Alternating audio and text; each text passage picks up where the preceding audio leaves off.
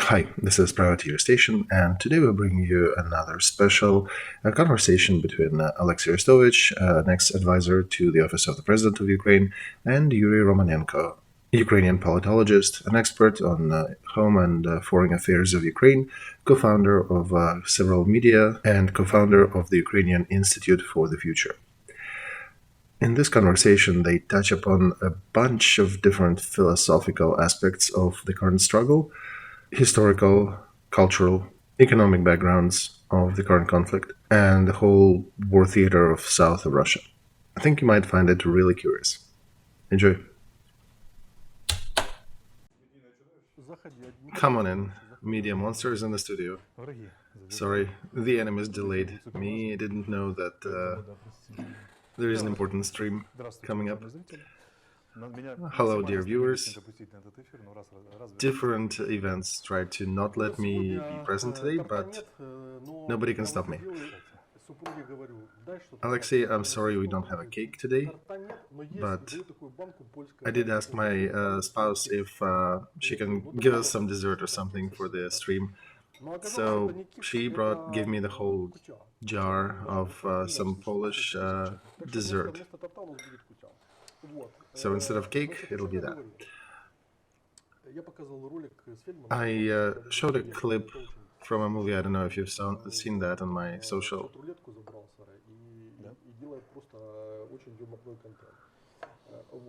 You can check it out later after the stream. So this morning we talked about why are Russians so dumb with that whole situation with war? Why so stupid? And she suggests, okay, go pick any of the fairy tales, and I started to digging in. And she's like, yeah, look at their main characters. So I picked Yemelya. He's a pretty foolish character, very well known. The only way you can motivate him is by give him some good. He doesn't really want to do anything unless he is given something tasty or something worthy. And I'm just reading Russian version of Wikipedia. He's lucky he managed to catch a magic fish with his bare hands and get additional magic powers. At first he's using these magic powers at home. He makes the water buckets go home by themselves, the axe chop wood by itself, then he drives a couch and he's riding around driving a couch. On occasion he runs over some people on the road and he exclaims, why are they jumping under my vehicle? So rumors about his behavior and complaints about that character raise his character on the radar of the Tsar. So the Tsar finally traps him. The Tsar basically talks down Yemelya to behave better during that visit, and at the meantime Yemelya wishes the Tsar's daughter to fall in love with him. Tsar, upon finding it out, calls upon him again and seals him in a barrel with Maria, the princess, and they get dumped in the water, but his magic powers save them again.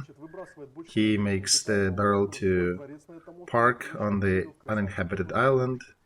They build a magic castle, turns himself into a strong and beautiful person, and Tsar didn't recognize upon visit, and Yemelya basically feeds him and then hints at him that he is that old character, upon which the Tsar recognizes that this character is indeed worthy of his daughter and asks for forgiveness, after which Yemelya finally becomes the next Tsar of that kingdom. So this is an interesting aggregation of all different things of changing the Tsar in Russia. You know, this fairy tale shows us a very interesting alternative that I'm not sure we're gonna like.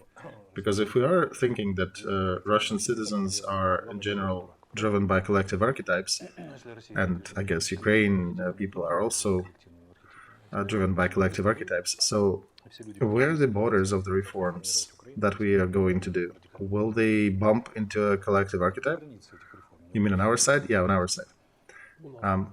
Look, for example, it's much easier for Indian people in this case, as an example. So over there, they say there are castes, there is karma, and in each life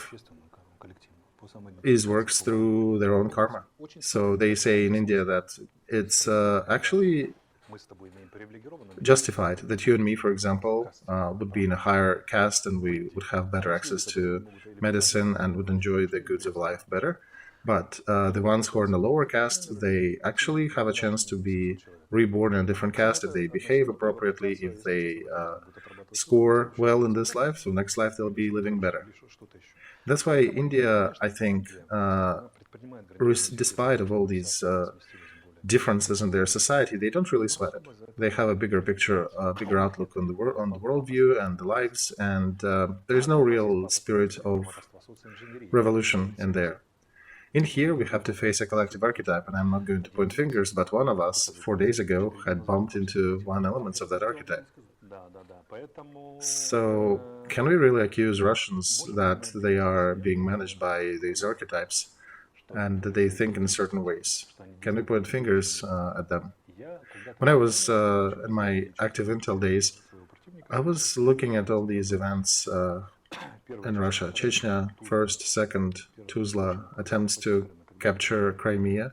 Behind that, there is always some smart and I would say even elegant planning sometimes, but every time it turns into a madhouse where you don't know if you cry or laugh. So thinking about that, I formulated a principle that sounds like this. Russia topples at the execution level. They still have an imperial school of planning, which is pretty good and can do some things, but they always topple and crumble at the management level. Even this war, which I thought is idiotic to advance at 9 directions at the same time, but it had pretty good chances of success. Several times in March, situation was hanging by a thread about Kiev. I can count 4 times at least, easily. Just a little more push, and it would be done if they just had enough courage on the lower level. So they toppled and crumbled at the lower level. The idea was exactly the same as Afghanistan back in the 70s. Poison or disable the leader, capture the palace, land paratroopers on the airfield, and capture the surrounding areas quickly, and then fly in more troops. Same thing in Czechoslovakia back in the 60s. So another operation in 2005, when me and Krachinsky were in Moscow, they already were discussing that. They started that operation back then, and they were basically doing it till 2014 events, till the capture of Crimea. They managed to capture a lot of our economy, a lot of joint companies. During the Crimea, the head of the internal affairs, citizen of Russia, the head of Ministry of Defense, citizen of Russia, the head of Ukrainian Special Services, the head of the citizen of Russia. Can you remember, you probably have more historic background than I do, that any other country in the world's history had a situation when they were infiltrated, that during the war, most of the key leaders, key figures of your country are Russian citizens or foreign citizens that have allegiance to the attacker. So I think they learned. Remember, there was a number of orange or color revolutions that really scared, I think, them. And starting with Kosovo in the 95, I think, and then the orange revolutions and everything. So what was happening in 2013, that was a creative rethinking of 99 and color revolutions. I remember there was in Slovakia when another prime minister that was had allegiance to Russia was replaced. So they were rethinking how they can play in the new world. Well, look, the fact that all the power agencies and power groups in Ukraine belonged to Russian citizens by the time of taking over Crimea, that actually indicates a very high class of their infiltration work and their planning. So, I'm very sensitive to that collective unconsciousness. I don't know if that maybe helped me to play the role I did. When I concentrate my attention on certain events, I do feel what's happening. So, you can believe or not, but that's what's going on. I feel that there is a group of Russian intellectual elite that they understand what's happening. They know what they need to do and how to even exit or find a way out of this difficult situation they're in. But they have to rely on the negative selection that was done for years, starting with the machine gunner on some vehicle that is entering Bucha and ending with the head of the 5th Department of FSB who drove their department in the wrong direction, stole some money, and ended up in a very wrong place. This, I think, is what brings such a spectrum of different estimations of our enemy. Some people are saying, oh, they don't know how to fight, they're idiots. Others are saying, no, they're a serious foe that we should be very concerned about. We don't have a single way to judge our foe in Russia, because we are dealing with such a huge machine that very often it sticks out beyond our scope of vision. For example, Shidrovitsky, he's of course not our enemy, he's an opponent of Putin's regime, but he's a very smart guy, right? And the other side, the other end of the spectrum would be the madness and corrupt on the battlefield, stupid decisions on the battlefield, or corruption at different levels.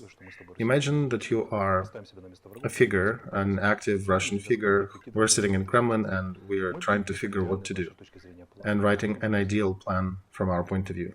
But we don't have anyone to rely upon to execute that. I think, Alexei, that they somehow think they will execute the plans because of the big number of resources available to them. So I was trying, as you were speaking, I was trying to compare different events, different wars. It seems they always use the same matrix. Right. Remember Crimea War during Anna the Tsarina? Yeah, when Biron had thousands of troops and they burned through tens of thousands of people in this campaign. And they've been fighting it for 70 years. They wasted the whole 18th century and they eventually got through. They pushed through with their will. They wasted the whole hundreds of thousands of people, and they kept hitting at the same target over and over again, what you talked about in one of your streams, but they got their goals done. So we, understanding Russia, need to think that Russia is eager to spend hundreds of years and tons of resources. And we can be laughing at every turn of this road, but at the end, there is a chance they may prevail at certain things and achieve certain goals. They tried to do a smart warfare for the first 5 days. When they did targeted strikes, smart war, they were cosplaying Americans for the first week, basically. And when you are actively engaged in them, you could read what they were doing, especially in the media level. I could feel that too. They were playing an elegant operation where strong people, without even harming a kitten, would eliminate certain resistance, even with some regret, because they would offer resistance. But 5 days in, they started shooting in the windows of citizens of Bucha without even thinking.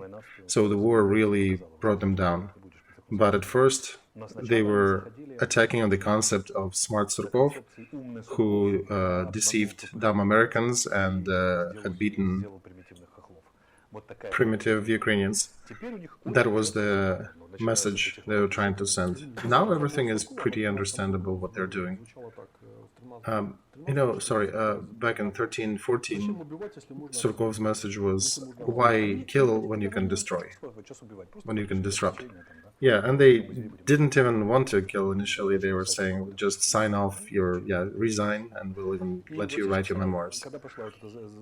And now that they're using these inmates on the field, everything is rather calculated. They have reevaluated their history, they did some work on their mistakes, they understood that they always won in the same fashion, they have no other options, but a long will, so keep hitting the same spot for hundreds of years, and belief in that a final achievement will compensate for all the previous losses. So they're concentrating and they're hitting that exact spot. That's what they're doing. I think they will fail this time in this round, but what happens 20 years from now, that's a big question. All right, so to illustrate your thesis from the point of history, Rzecz Pospolita, the precursor to Poland, they are using the same model that they used against that country. That country was back in the second half of 17th century, was poorly managed, poorly run republic with people's voice and with different issues, religious, ethnic, squabbles between elites, which was existing on the background of two absolutist power poles, which France on one side, which could concentrate resources and power in their hands. In the Western Europe, there was already capitalism being formed, Industrial Revolution was happening in Britain, and in Russian Empire at that time was also on the rise. Because, yeah, they were working with the West very closely. Catherine the Great was writing letters with Voltaire.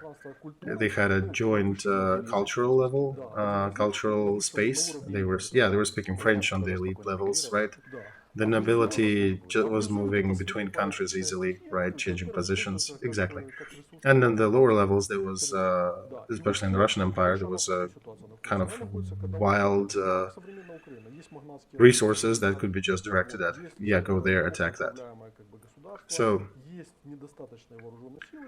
with this, there is Poland, where there's a lot of squabbling, a lot of infighting, not a big army. And then what Russia does, they talk with Prussia, with Germany, about how to separate Poland. So at first they do 1678 was a proxy operation when they helped to fire up one of the rebellions inside the territory, and then they used that to do sort of police operation, which turned itself into the first split of Poland 6 years later or so. Yeah, they took the left bank.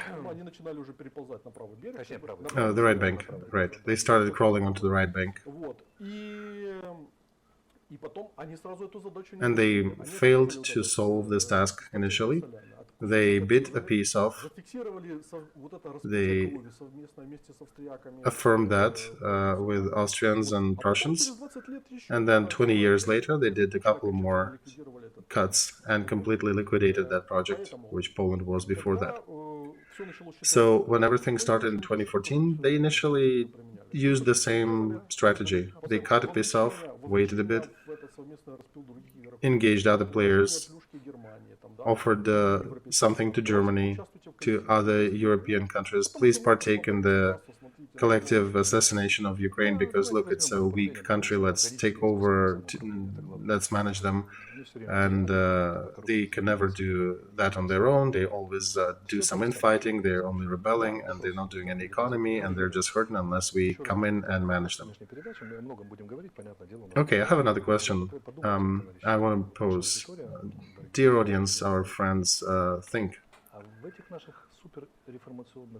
In these our super reformation desires, when and how will we bump into these archetypes and understand that we cannot reform further because we are on the border of collective unconsciousness that will preclude us from further action? That's a big question, because Russian management, Russian leadership, they are running their country also based on the traditional archetypes. They have almost endless resources, but that whole campaign is basically a crush of Surkov and Pelevin picture of the world, where they can do elegantly these operations. They can invade in Ukraine and they can do it effectively. But it's failing now, and now it's the way of transforming that operation from the elegant modern warfare, lightning strike fast and easy, and slowly turning that into Gerasimov Prigozhin story, where they just send people with a basic rifle to try to storm the fortified position of our army, where of course our army is better, we have better equipped, but then they keep sending these waves again and again and again, and just looking at it, they waste a ton of people, but they're still throwing these waves of inmates and fighters poorly equipped on our positions, and eventually they do manage to take some of them. So they know two things. You need to keep hitting the same spot. Three things actually.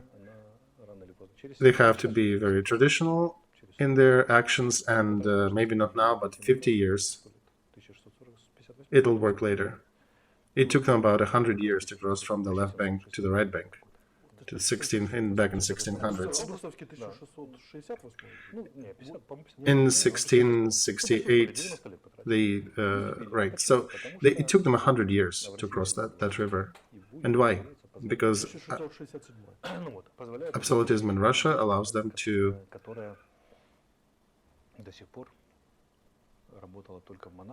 continue working in the manner that used to work only in monarchies, or maybe to a degree is possible in the United States because of their economic position and the belief in a higher mission, that people managed to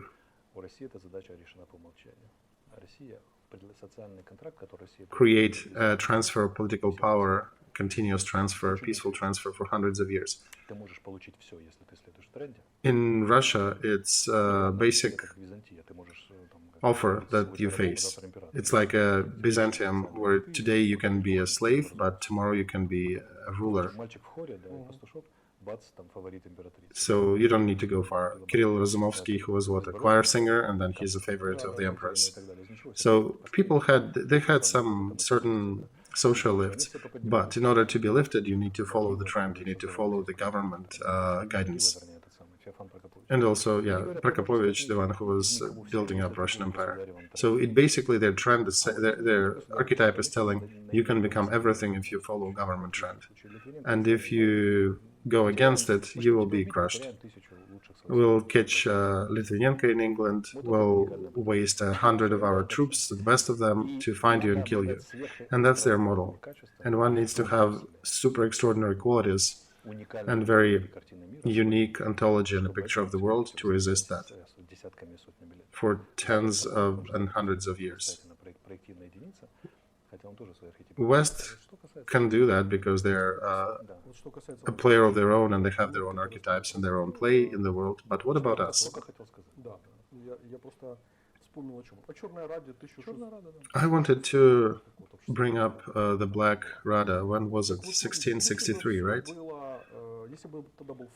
If back then we had Facebook and social media, it would have been exactly the same. Then Ukraine lost its chance to become a subject, to become an active country in the European map, because there was no enough communication between people, and people were hating each other, and they were fighting. Somebody brought it up as an example recently. And by the way, please click the like button. 2/3 are freeloaders. Please keep clicking the like button. It's important. It's funny now, but usually it is 1/3 of people who click the like button. So back then, Vygovsky in 1657, Khmelnytsky dies before that. Vygovsky finds an agreement with Poles about new architecture. Речь Посполитой of three peoples. Moscow attacks from the east. They get destroyed near Konotop, weighs 10,000 people. So apparently it looks like a great victory for Ukraine. But immediately there becomes inner squabble in Ukraine. Vygovsky gets removed. Poles a couple years later execute him. They start squabbling between each other as well. In 1663, when was that Black Rada, and the falling apart of that country begins. And for tens of years, it's basically ruined.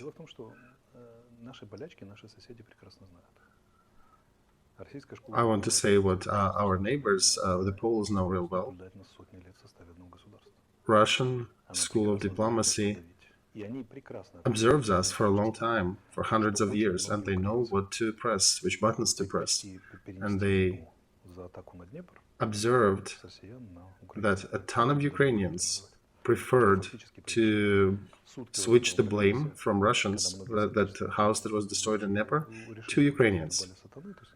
So for a day, they switched their attention, and they, I guess, partook in the ball of a Satan, because what we've been facing for 24 hours, to me, to my wife, to my friends in the chats, they basically, if you use religious terms, decided to serve Satan for a little bit, to kick down their compatriot. It was more important for them than to accuse Russians. Do you think Russians noticed?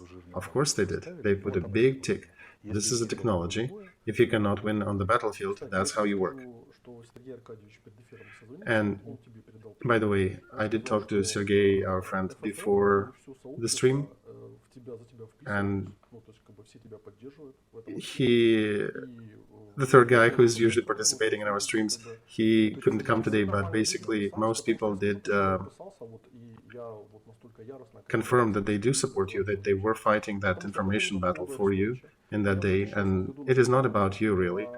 I wrote manifest back in 2000-something, manifest of middle class. After a day I posted that, I learned everything I did not know about myself. My friends, my remote contacts, anybody and their dog, they found time and desire to poop on me and say that because it was ordered by Timoshenko or Yushchenko or somebody else. So they can't even understand that you can do a very good step, a very good project. And you may be right, you may be wrong, you're human, you decided to do that and you expressed your opinion. But the amount of hate that was dumped on me at the moment, that was very impressive. I thought it's a shame. It's a shameful aspect of the archetype. So turning back to Russians, they do understand how invincible Ukraine is as long as there is a political center. Because what sounds here on your streams, on my streams, and Zelensky when he won, there appeared a strong political center, which pushed the outliers further out. Yeah, Russians were playing with OPZZ party, Medvedchuk and Poroshenko, and we pushed them out to the borders, to the fringes. So yeah, that's what they did. They used it back in 2014 again. They escalated.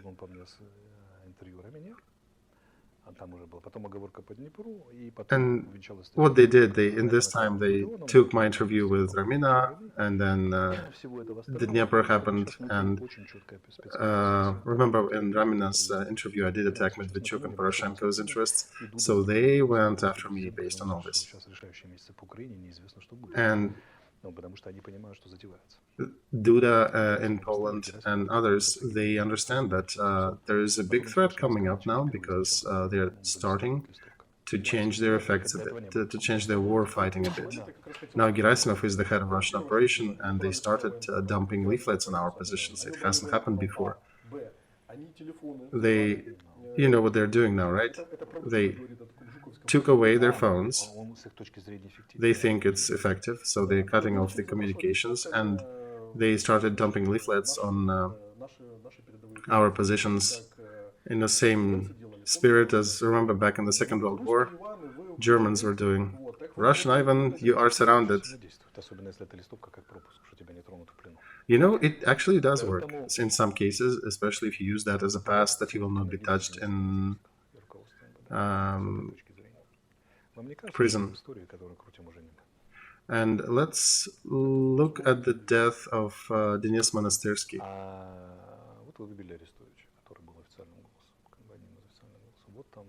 From this standpoint, there are many things happening. So Denis is now not a player anymore, he's out.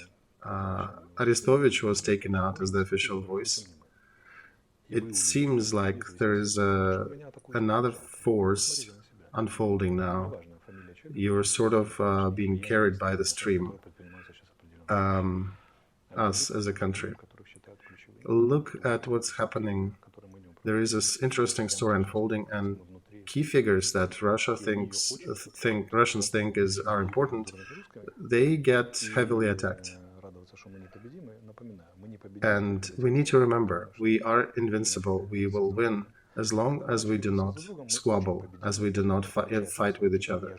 When we do fight with each other, we can be won easily, and very surprisingly to most of us. And I'm not an official person now. So I want to say that if you think that we are going to win the war on our terms, I still think there is a question mark near that. And the estimate made by Duda in Poland said we still don't know if Ukraine will survive this war, and that's why he suggested to support more and more. So think, what made him make the statement? You know, Alexei, another person, an ex-commander of ground troops in Poland, Waldemar Skripchak, gave an interesting interview that I was talking about. So I suggest those who are interested to read that interview. He's saying that the West cannot arm Ukraine, or does not want to arm Ukraine enough. His answer is, look, we had a good chance to attack Russia and kick them out in August. These 100 tanks that are being given now, they're not going to change situation dramatically. They will change, but it's not enough to change the whole flow of war. Now Russia is changing the way they fight, but even 100 tanks will not be able to overcome 100-fold numbers on the battlefield. Now, I will ask directly, do you think the West can change situation with supplies of military equipment? In the military direction, it's difficult. It's a little late because Russia reorged itself and is going to throw waves upon waves of humans on the battle. And the only way would be to stop them politically or economically. Where are we going? It seems to me that the West wants to arm Ukraine, but not enough. That allows Ukraine to fight, but not to win. And just going back to how long did it take them to decide about Patriot systems for Ukraine? Are we going to fight till the last Ukrainian?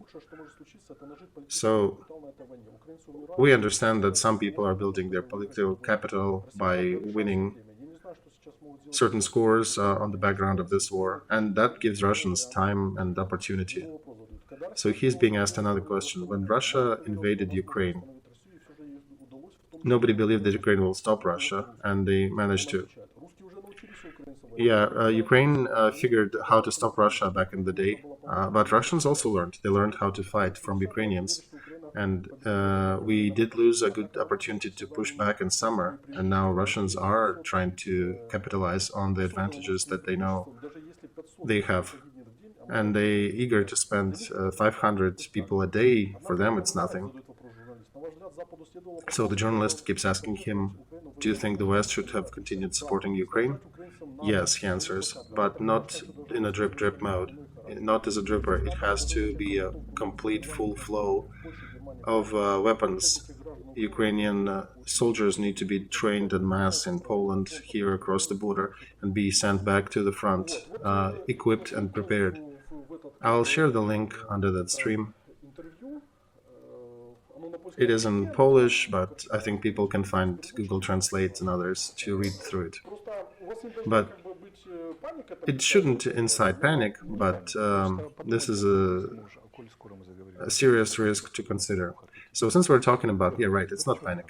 Think about serious archetypes. So number one is a black Zrada,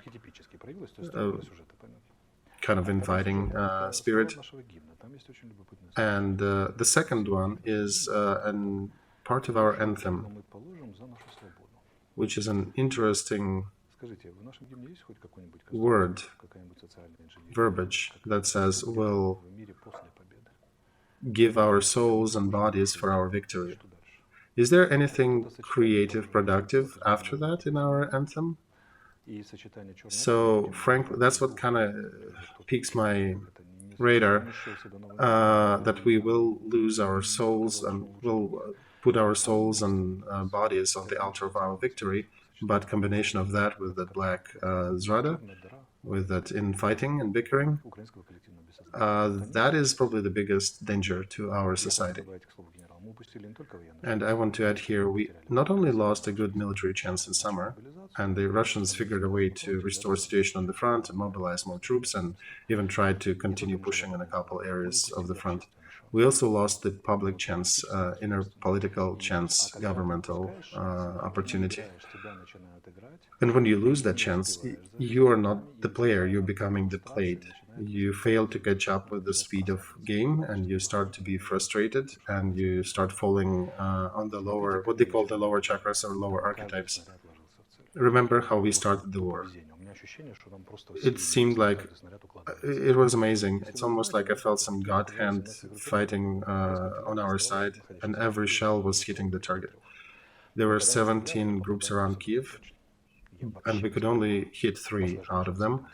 But when we hit them, we hit exactly on target every time. I was looking at the number of hits, and it was almost in violation of the statistics. But so that was amazing. But the moment when we forgot to gather together as a single fist, and that was the end of summer, and that's when I think we changed the scenarios. We were going on a high-end scenario, and then we dropped down to a lower one. Archetypically, we're in a very low storyline now, because many people consciously or unconsciously decided to follow the lower archetype. Nobody pushed you into that archetype. You've chosen that. You've chosen to hate your compatriots, to hate your citizens and friends, and there'll be a price to pay for that. And we lost the chance of getting a bigger support from the West, and we also are now deviating from the opportunity to go on a higher route. We're choosing the lower one. So on one side we have that hysterical we will die but we'll hold it, but on the other hand we are also attacking the ones who are trying to help us, to lead us. And frankly, some of our leaders are also not angels, including myself. Especially when I get tired, I can also push certain buttons. But that lock is already on our cage. The key has not been turned yet, but it's already on and the door is closed. So not everything is too bad. Rammstein is giving us hope. But if at the beginning there was a brighter path, now it's a mix. It's a dark line, it's a white line, it's a dark line again. And it's up to us who'll win. And if we'll start concentrating on the lower level of the archetype, I think we know where it leads us. And now concentrate on those who are peddling this archetype, who are peddling this lower route. And these are Poroshenko's people, and a lot of bots and a lot of people supporting him. This technology is destroying us as a country. This technology brings us to the lower, I don't have personal hate to him, but this is a technology that will lead us to the lower route of development and will break us apart. We did recognize that though back in the Maidan days, right? Yeah, we did. We did recognize that, we pushed back, but we need to understand that right now. And those people who want to live in this country, we all need to understand that this is important. This is an important thing to consider and to build your vision of reality based on that. There'll be no other country. I want to live in this country. Alexei wants to live in this country. And we need to use this understanding as the brain that we have, our thinking capacity to analyze. And we should be stopping this black and dark emotions that some people are peddling. That if somebody starts screaming in the corner somewhere and trying to agitate, go attack that, go attack that. So yesterday they tried to attack Podolyak, he wrote something in Twitter and he tried to counter the attack. It's a very similar story. So imagine Podolyak gets fired, everybody else gets kicked out. Who will fend for you? Imagine Arestovych in the information field will be not giving you what you're used to, that he was also attacked for, that he's too calm.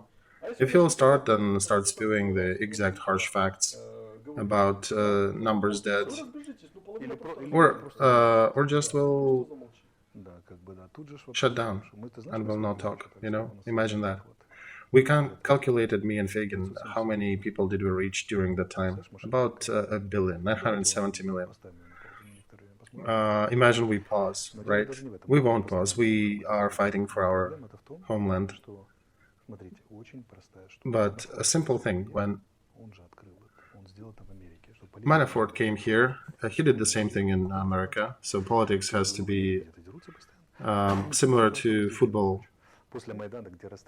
When teams are fighting, when people are fighting for their teams and rooting for their teams. So here, after Maidan, where people were beaten by police force, when people were being torn out from the hospital and being killed and finished off, these people, after that, got 12% in the parliament. So this was super successful technology. He basically put two people to different poles, Medvedchuk and Poroshenko, and they correlate their efforts. On the 14th, you could see how the botnets worked. Both of these polls worked together on the 14th.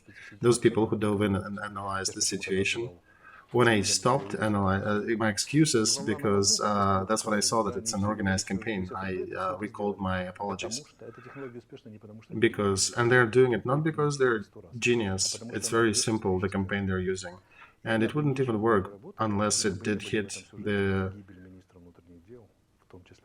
sore point in our archetypes. And we would not be now in that point of the story with the death of our good guy, head of the Interior Ministry, dead now in a helicopter crash, if we have not chosen the scenario of following the dark emotions and trying to shake and break ourselves. This is the technology that is being used. Remember the story you said at I think you mentioned that you can be the food or you can be the one eating. And if we choose to be the food, if you find a weak spot in the traditional historic archetype, you just press two buttons and we'll eat and consume ourselves. I think some people are already feeling that we are inside the storyline that leads us to a loss. The whole story of Ukraine for the last 400 years was a super heroic fight, after which we won and then we failed.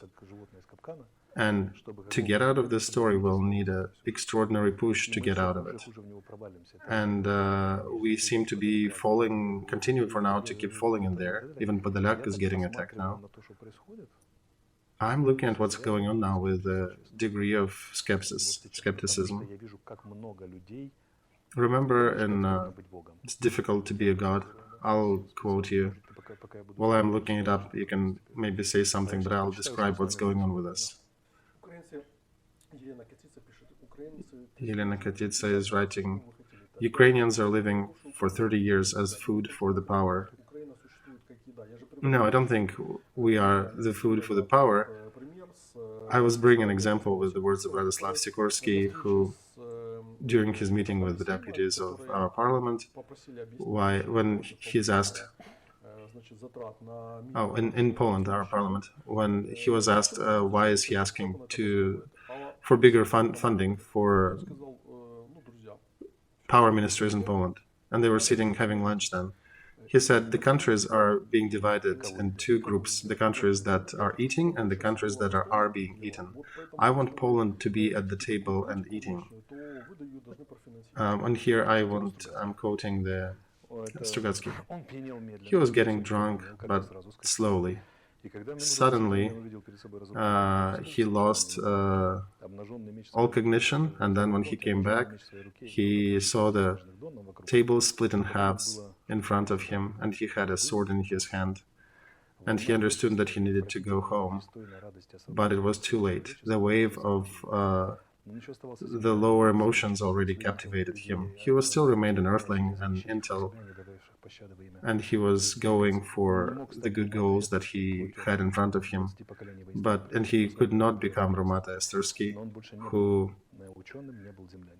would go and fight and rape and pillage as his ancestors did for centuries.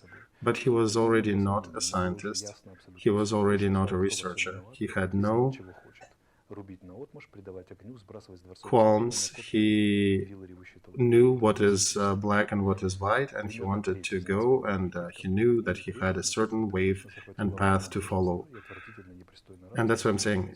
Most of us are now being captured by that wave of hatred, and the wave where you clearly know what's black and what's white.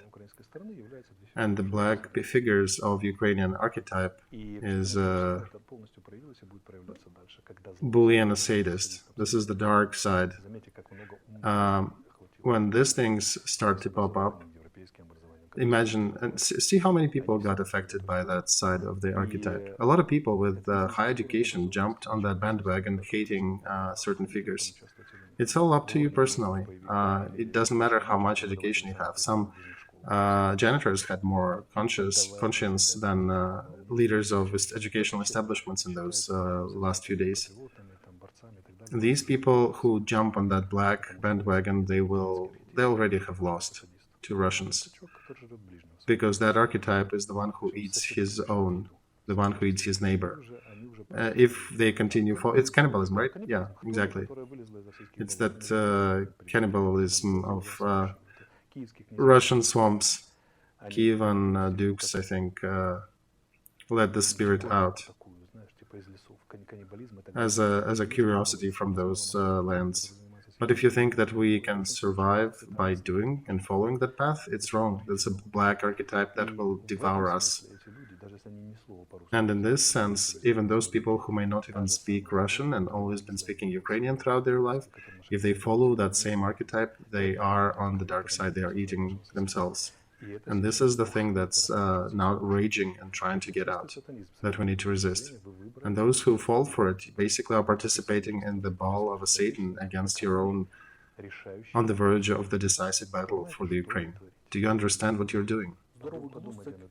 Ігор Денисенко пише, здоровий глузд – це кінець системи паразитів, які розказують. Ну, так і є. Воно вже все строїлось на тому, So it was always built on trying to make people talk it, just talk it down, talk about it in circles, and talk about things until they start attacking each other and destroying everything.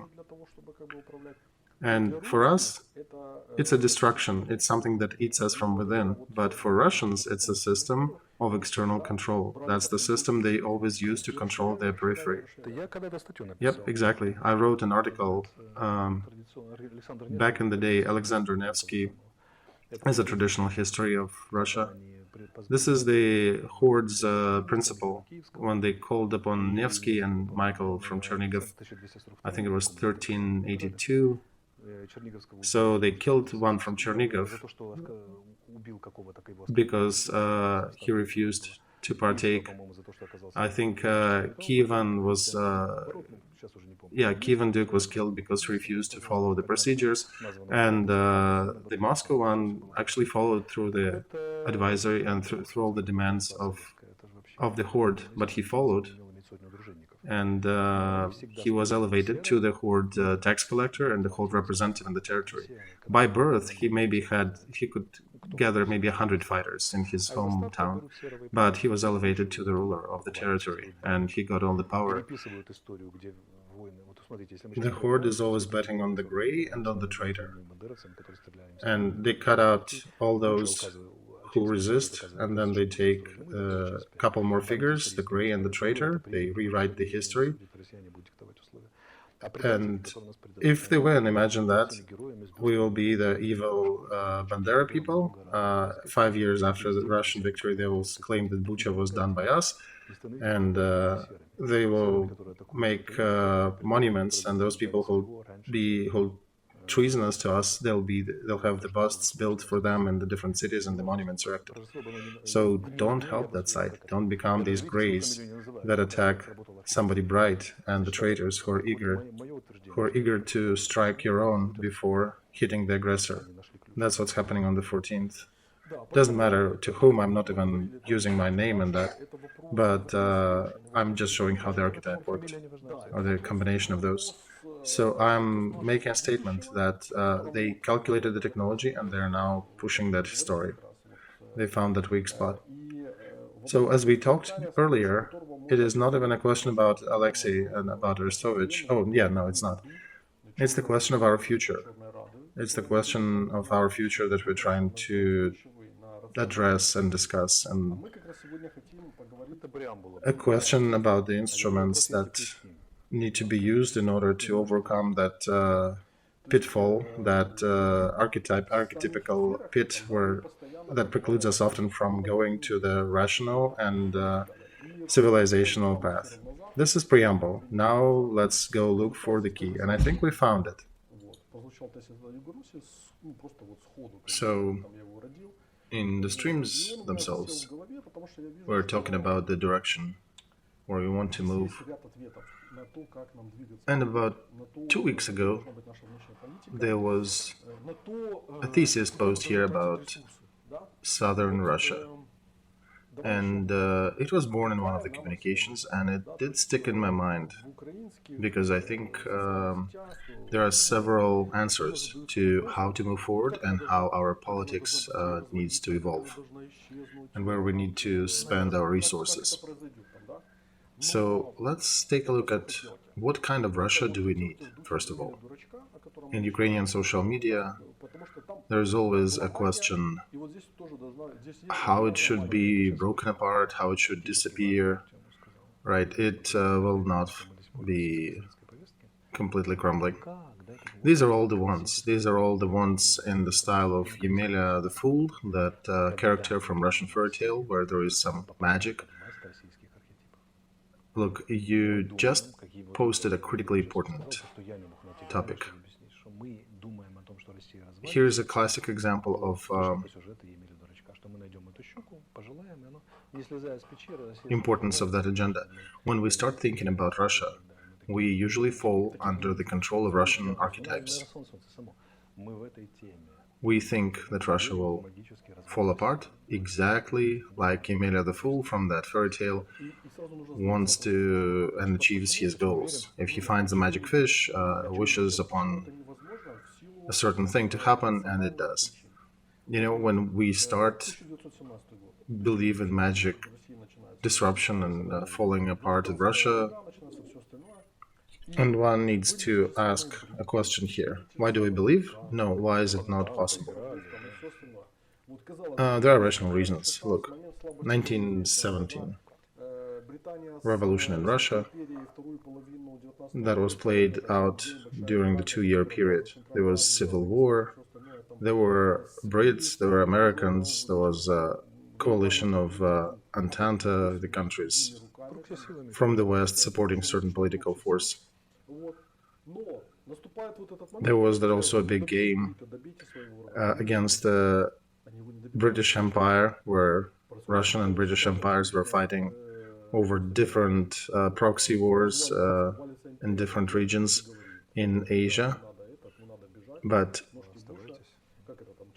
in 1917, there is a moment when they could have finished Russia, but they didn't. Why? Similar situation happened in 1991. The empire falls apart, but Bush comes in and reassures that please do not fall apart, stay together.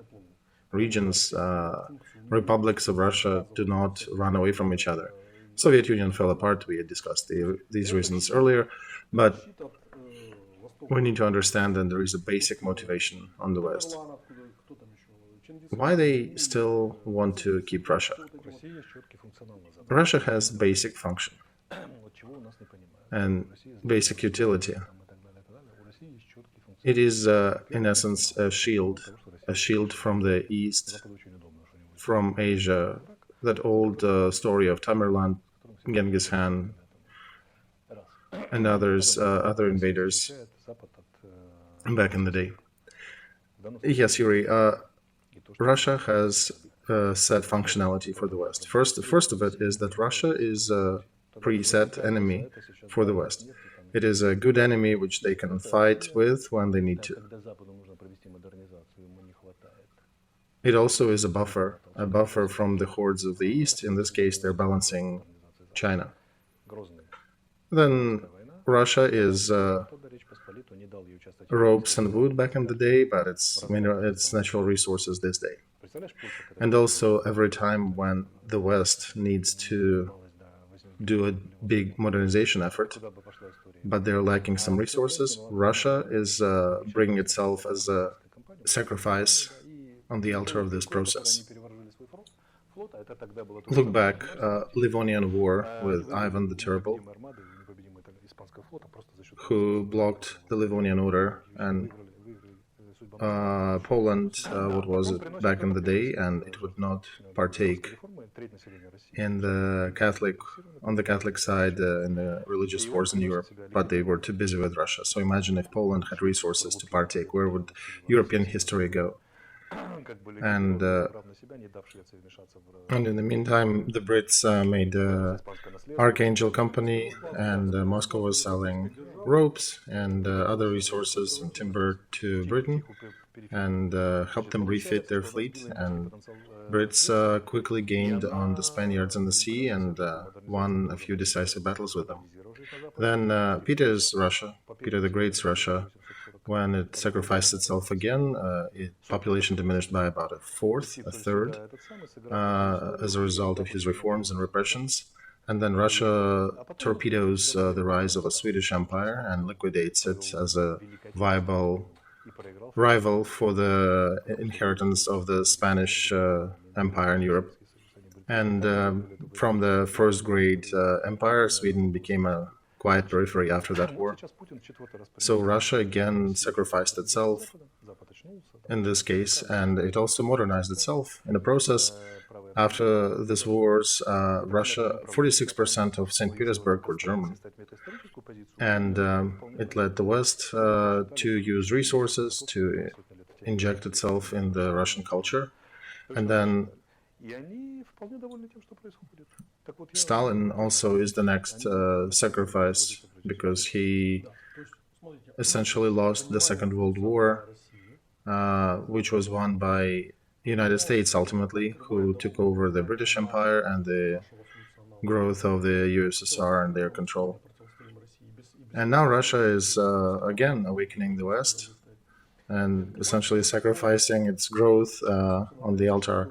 This process is obviously not controlled by the West, but if you step a few steps away from the desk, you can understand the grand outlook.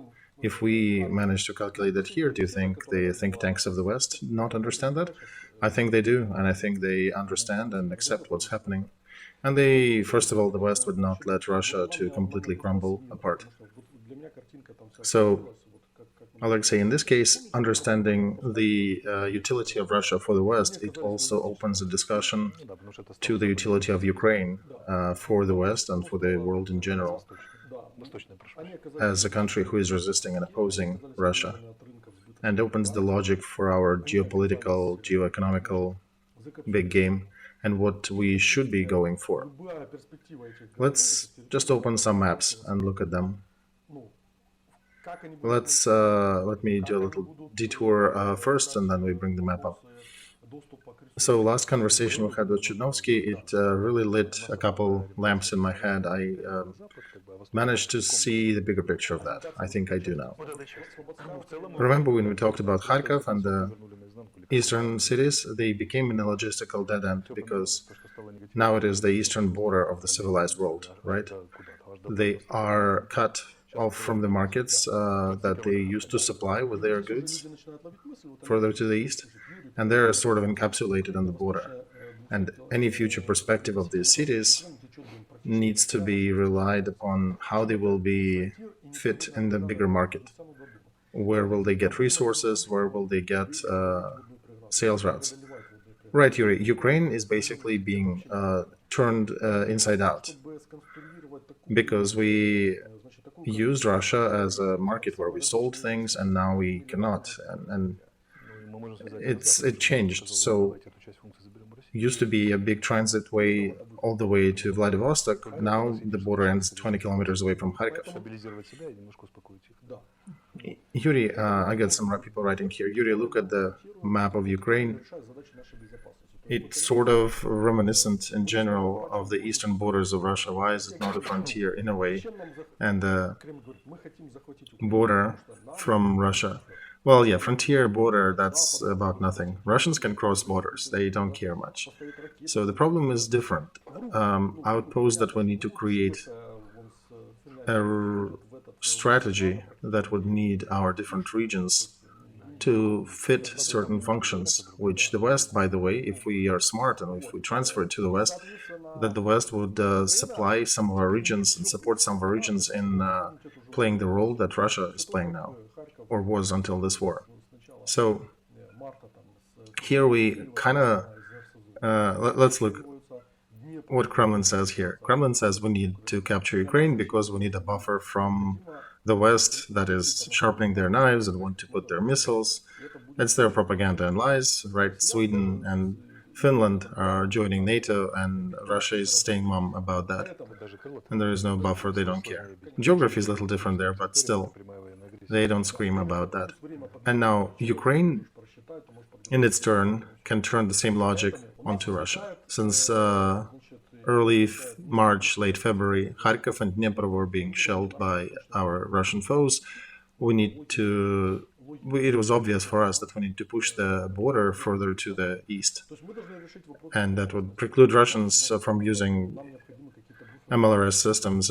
That creates a task. We need to form additional buffer region on the east. We need to resolve a question of security. We need to create the buffer zone.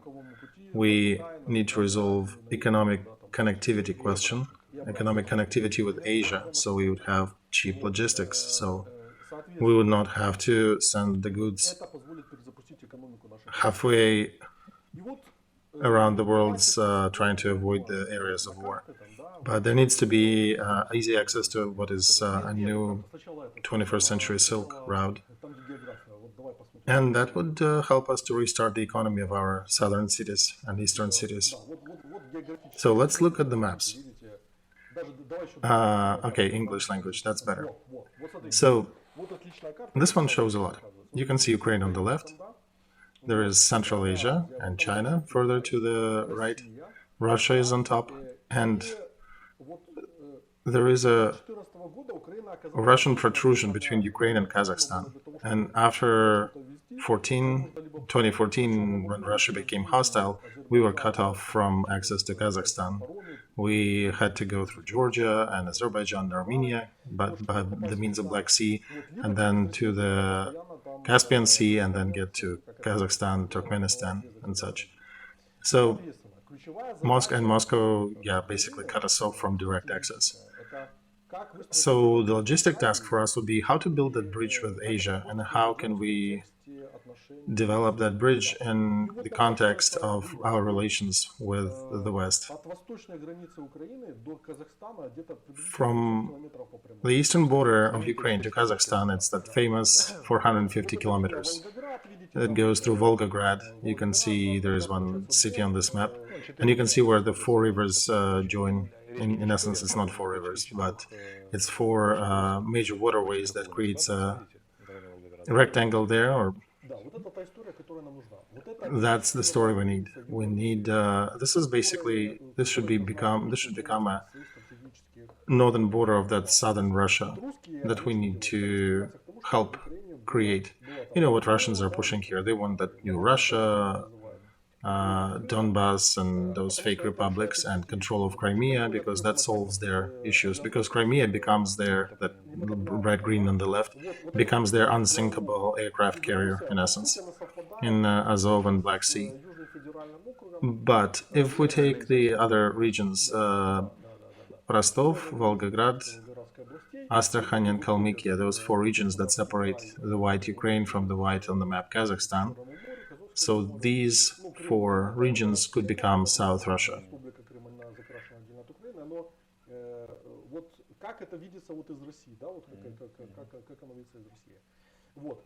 There is also another interesting element to that picture. It is related to the event that was back in 2010s, I think. See that pale yellow North Caucasus Federal District of Russia at the bottom? They separated it. They separated it from the Southern Russia district. And this question of South Russia also includes the question of Kavkaz, Chechnya and Dagestan, those areas, because they will be playing an active role in this picture. In order for that Caucasus region to have access to big markets, they need to have some logistics. And southern Russia can become that logistics route. Without it, those countries and regions in Caucasus will have limited access to the world markets through Azerbaijan, through Georgia. And it's not so easy because even there, Turkey and Azerbaijan have been fighting for years to create that corridor with Armenia, the trade corridor. So it is more expensive, it is more difficult to develop logistics there. But over there, between Caucasus and the southern Russia, it's already connected with railroads and it's already somewhat working. So if you turn southern Russia into an instrument of access to Asia, the logistical corridor becomes an interesting piece in the interests of Europe, in the interests of China, in the interests of Britain, because regardless of the nature of relations with Russia, and we'll talk about that, why Russia in these conditions is still going to play, and it has its own bonus. So that mental picture in the heads of the West, that Russia needs to continue existing, Russia still exists in this picture if southern Russia is created. But then the West also gets an interesting construct because they can control the whole logistics from China via Central Asia through the southern Russia and Ukrainian territories. And it doesn't really affect, it's not really affected by what kind of relations with Russia you have. You can have bad relations, but the transport corridor will still be working. And the third item is that the West is somewhat afraid of Russia really collapsing and falling apart into different states. And then there are other risks that China may come and take more of Siberia, or some internal kind of Russian Taliban will be born, or maybe southern influence will start going to Russia and radicalize some of the religious elements. So in this situation, this scenario, we're saying Russia doesn't need to fall apart. It can continue existing as a single entity. It'll just be cut off from Caucasus and the Black Sea, and it stops disrupting Turkey, stops hanging over big transport projects of the West in Asia, which have different transport routes for oil, gas, and other resources. So yeah, we get the buffer at the south. Yep. And Russia itself still remains as a big buffer, between Europe and Asia.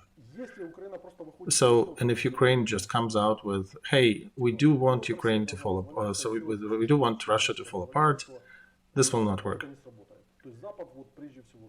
The West, an aggregate West, will not be interested in such a suggestion.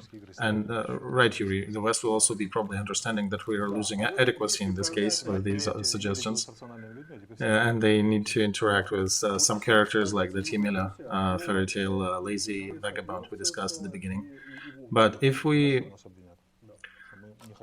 pose that picture, that becomes more tasty for the West. You know, Yuri, what our viewers will accuse in Ukraine will accuse us of? Yeah, what? That we don't want Russian demise. Yeah, they probably will. But in a global picture, we need to think. We need to be friends with our logic. We need to understand the deeper motives why combined West still going to Asia, still need to have access to China? What is the utility value of Russia for them? And why this possible logistics connection with Asia will be very highly valued for the West in the 21st century. So you said it pretty well, but let's reinforce it once again.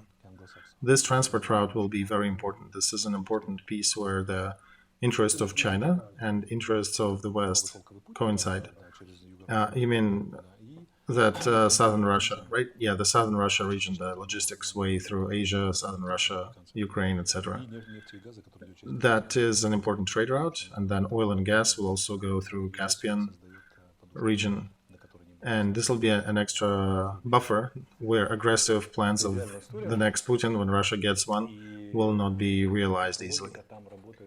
And this is an interesting story. And I think this logic was working for thousands of years, going back to, I think, thousands of years to Urartu, when that knot on that area in the south of Russia was very valuable. Just for an interest, let's see where else Chinese and British interests coincide. I can't even imagine, quickly pull from my mind any other area. This is a key area where the interests of China and the West align. So, on the ocean side, China can never expand successfully. They always bump into United States and Britain, and they're limited. They'll never be a successful seafaring dominant in the world. But on the continental routes, they actually are building other ways. That's the whole big projects of China. So they're interested in creating these routes. And they want that these routes exist and they are defended and they provide stable trade routes for them. So what that can do is create transit routes from China, from the east to the west and back. So look at this map. Imagine that southern Russia, that gray protrusion from Russia to Georgia, becomes independent. And the countries that surround the Black Sea, Bulgaria, Georgia, Ukraine, Turkey, Russia today, that area around the Black Sea, if southern Russia appears as an individual entity, we can create a big transport ring around the Black Sea, a transit ring around the Black Sea that can be a big logistic option. And these plans exist. It's probably one of the last ideas to enhance logistics around the Black Sea. And that becomes a reasoning for a strong union around the Black Sea, that becomes a strong economic area. Big players and regional players then get their interest in having a prosperous Ukraine in that region as a partner. Because if we right now calculate as in the Machiavellian style, why the world would need Ukraine, there will not be too many answers. Trust me. We need to reintegrate ourselves. We need to make ourselves interesting for our partners. So the plans of this logistics ring, right, Alexei, they are in confrontation with Russian plans, what they're doing with that expansion. But if that southern Russia appears as an independent entity, then it gets a good economic base for prosperity. Oh yeah, of course, all the transport, all the goods going through its territory. For sure, that'll be easy for that country to become profitable. It will be a friendly regime, definitely, because they will be interested in good relations with us, because their existence will depend on not being annexed by Russia. And it'll be a friendly regime to all the regional powers, and that becomes additional buffer, additional damper from Russia for all the countries there. Dagestan, Chechnya, Azerbaijan, Georgia, they will all be interested in existence of that buffer. And the territory becomes more stable, because there'll be no reason to fight these wars there. Everybody is equally strong. There is no there is no lure to have that one of the players is much stronger and dominating the others and can meddle in their politics and everything. So these countries become somewhat equal and have a certain parity. So we have about 15 million people living in that southern federal district in Russia. And another interesting characteristic of those people is that there is a lot of Ukrainians there. There are a lot of national Ukrainians in that group. Somebody brought an example here. I think Lev, one of the other people I had as a guest here. In 1918, Skoropadsky was trying to realize that project when the Russian Empire was collapsing. And he tried to reach out to General Krasnov to create a union in the south. It was indicated as the Union of Democratic Russia, and so on. But when Skoropadsky understood that without Germans he will not be able to resist Bolsheviks, he started looking for other mechanisms that would allow to get support and weapons from Entente and from the allies. And he tried to use Don Cossacks to join him. And his own compatriots attacked him and disagreed with him and destroyed that deal. But at that time, Krasnov had 20,000 troops in the south. There were agreements with supply of arms from Entente countries fighting the Bolsheviks or supporting the anti-Bolsheviks parties. So they could have gotten out of the trap. That was an ideal scheme if that was realized. The West could have gotten the oil, but it failed to realize. So there is even a historical predecessor to our ideas today. It existed, it almost came to fruition, and it was not. And what the consequences of that were, we can see that through the years. And before that, there was Khazaria region and Timur-Tarakan government before. And there are forms that basically tells us that different forms of government possible in that area. Khazaria was a strong entity, and Timur-Tarakanskaya Duchy was also a strong entity. And they existed in these territories for hundreds of years rather stably. So also, if that area manages to secede, the best of Russia may migrate down south. You can create a center of science and arts, and that'll be a magnet for those Russians who do not share traditional Russian archetype of empire, of suppression of all the free will and free speech. And they may want to rebuild something with very strong roots in the regional freedoms in that area. So we can play on that.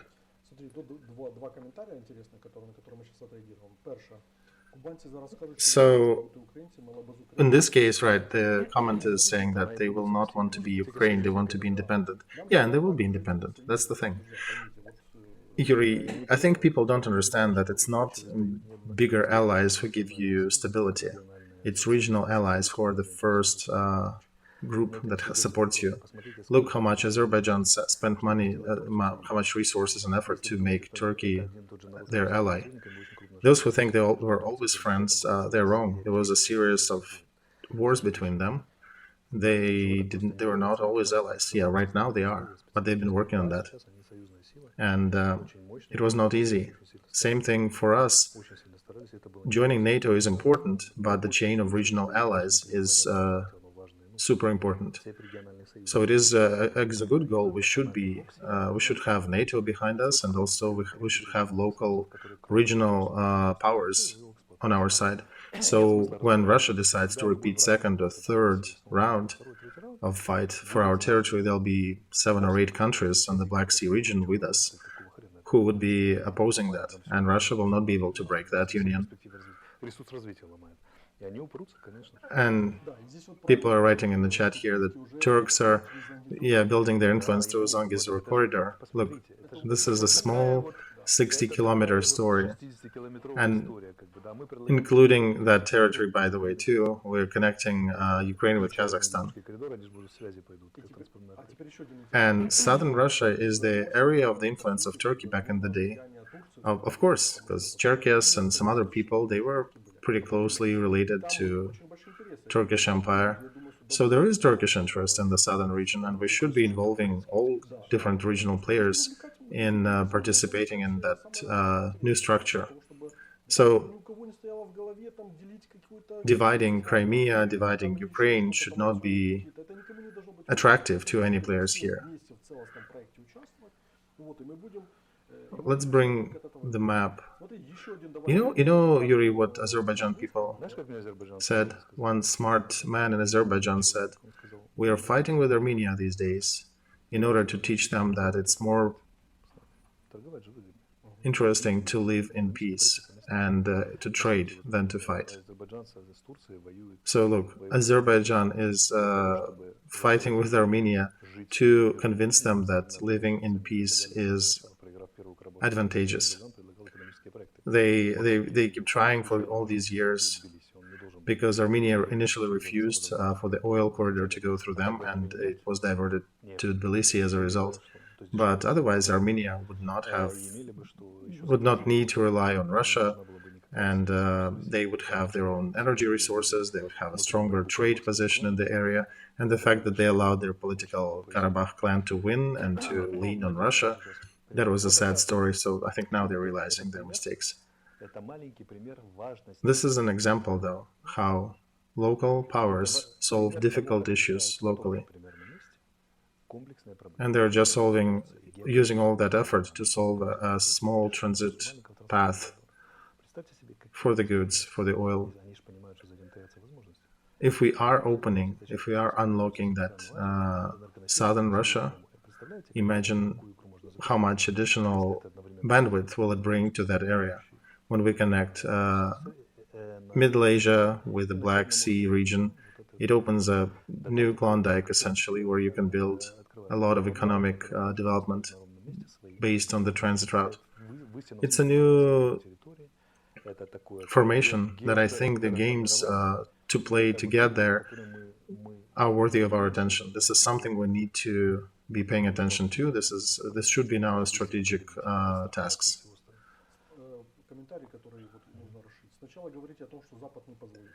So here's a commentary I'm reading from the chat, Alexei. At first, you're telling us that Russia is not to fall apart, but southern Russia, what will that be? That's cutting a piece of Russia, right? Will it be independent? It seems like it's raw idea, just a fantasy. Well, it depends how you look on it. Look at Russia. When the empire fell apart, they lost a lot of influence in Europe. They lost countries, pieces of Poland, Ukraine, Belarus. They lost Kars Erdogan, and the architecture there, if you go there, you'll see it's Russian architecture there. So they lost a lot of different lands on the western side, and many territories that are considered to be Turkish or Finnish or belonging to other countries.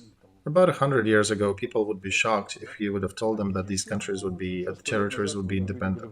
They would have told you that you're just fantasizing. So after losing these territories, Russia did not disappear, and it actually became stronger later in that century. So southern Russia is not a question of crumbling Russia, a collapsing Russia. It satisfies the matter of leaving Russia intact and also solves an additional question of economic development of the region, of providing additional economic stability and political stability. And partially we replace Russian functionality and provide an alternative for the West and for the China. And China becomes very interested in strong Ukraine and stable Ukraine, same as the West. And if we turn the map again, so look on the left corner, up north, where Belarus is.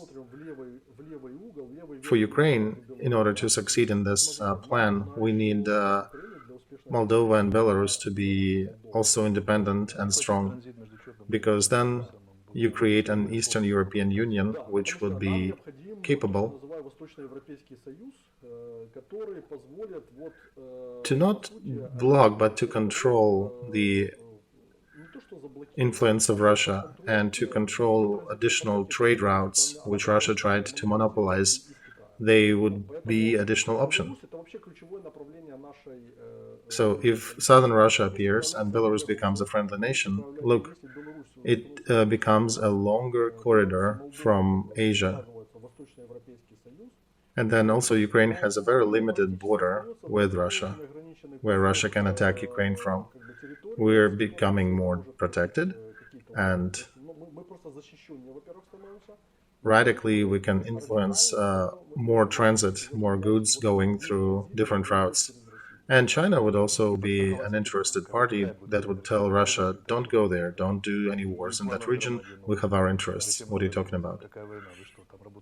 So we get a construct where Ukraine gets a higher level of stability. And first of all, we'll have Brits, Europe, Turkey, immediate neighbors, and China really interested in our stable future and security. So this becomes a much stronger union. So why I get a question, why are you calling Kuban region southern Russia? We're looking wider than Kuban. Not this map, let's bring another one. This one, right? So see light blue, light green, blue, Astrakhan green, and Kalmykia pale green. So these four regions, we need that. Kuban is small. These four are much bigger part. We're looking at that chunk. And Kalmykia, that pale green on the Caspian Sea region, can become a separate republic, separate political, same as Caucasus, right? Yep. Bring another slide up with the percent of Russians in Russia. The map is blurrier, the quality is iffy, but if you look in general, 80% of population in Russia are ethnic Russians, whatever is written on the passport, right? But if you look down south, the southwest of Russia, Cherkessia, Kabardino-Balkaria, Kalmykia, they only have maybe 30%. In Dagestan, only 3%. In Chechnya, 1.9% of Russians. So that region is a special one. That's where this formation is even possible, because the share of Russian ethnic citizens is much smaller. It will not be a mono-ethnical, it'll be a mix of different nations. But there are a lot of mono-national groups there, which can provide for additional stability. Because all of these smaller Caucasus republics, they will either be under some outside protectorate, probably Turkey will play a big role, but that southern Russia actually becomes a pretty stable proposition in this case, if it is done right. If it is done right, everybody will be making a lot of money there. So nobody would want to even start any squabble or any war.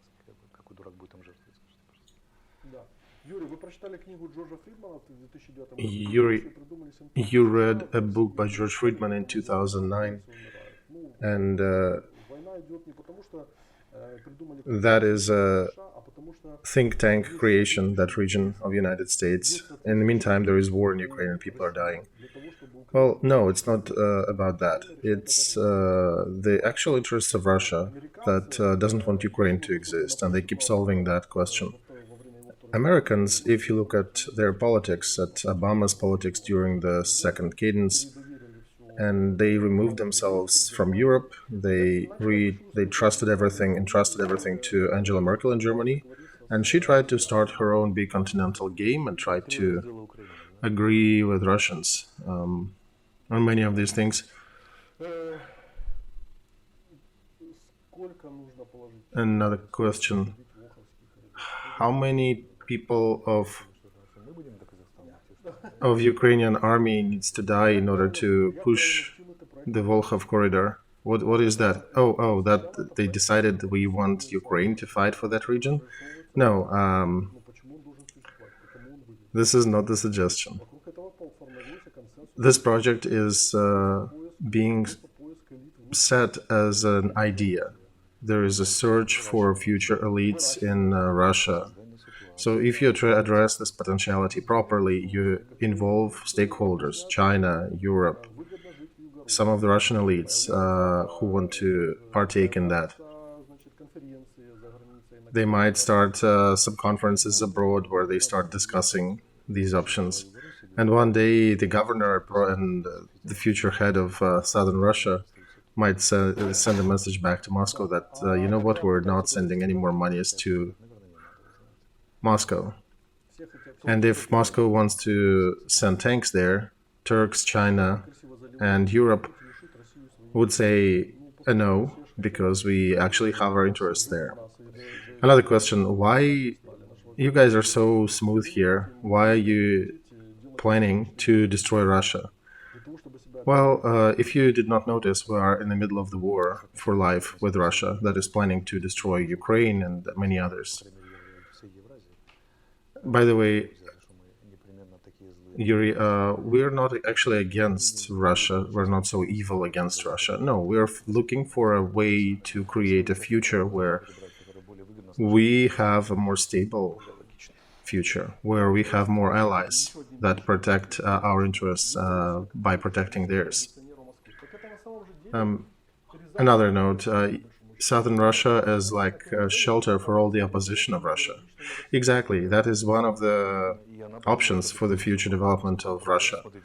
An option to have a different Russia, different restart with a different political powers, different society set up, and that model can be, if successful, ported to Moscow later.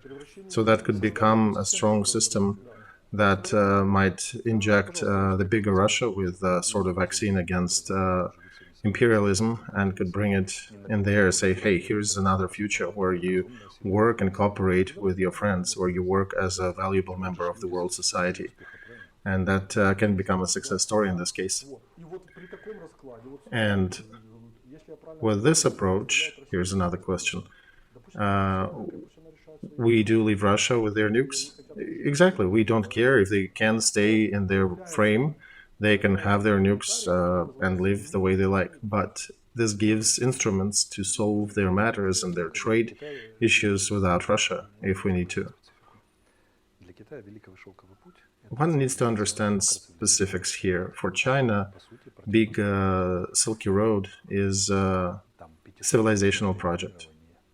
They counter 500 years of domination of British Empire and then United States in the seas with their Silk Road project.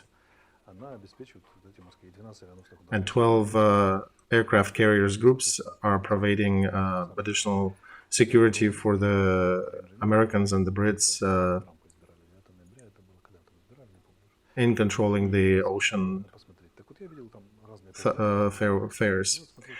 So when Trump was just being inaugurated, I was visiting at that day some expo in Europe. And, you know, different companies, different countries were presenting what they're selling. Ukraine was there selling grain and grain transport means. So I got acquainted with interesting guys there. And I was talking to them, asking, why are you guys not partaking in that? And they're like, oh, it's the third day. We don't. We usually do the first two. On the third day, we're just drinking beer and having fun and talking to new contacts. So on my question, why do you do that? They said, look at our business card. See, our company is 500 or 600 years old. We're fine. And when I asked him, what do you do? What do you offer? The guy basically answered that they're giving a second-tier derivatives on certain transformations and insurance products for transport over the ocean. So there are some people who are growing grains, there are others who are transporting, and then there are ones on the top level who are getting a cherry off this cake by doing a much higher level financial services.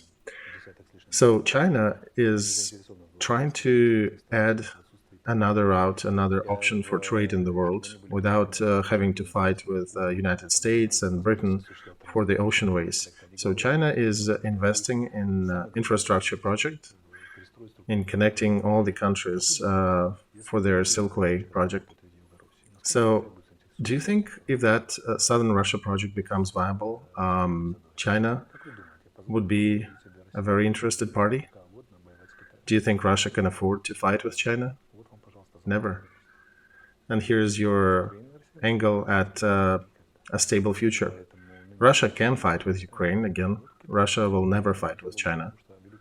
And China will be an important stakeholder in that group who would be interested in having a safe transit corridor, a safe transit pathway.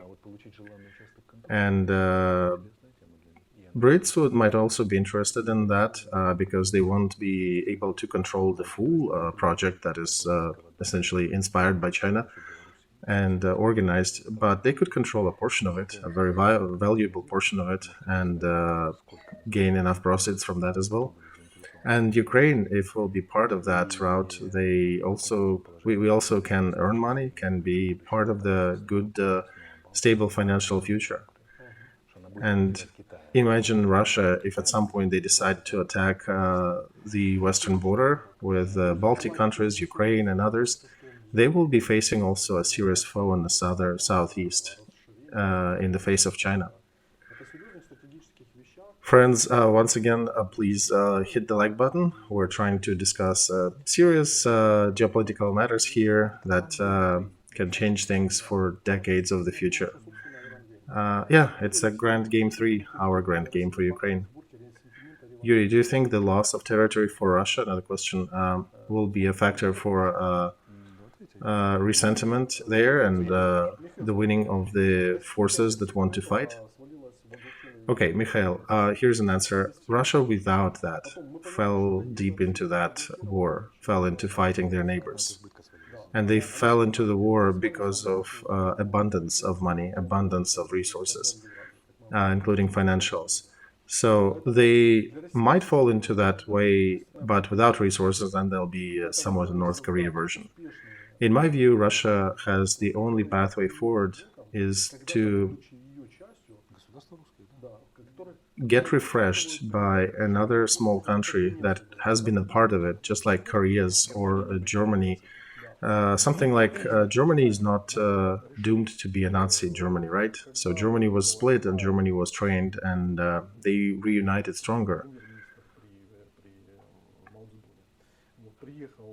and healthier.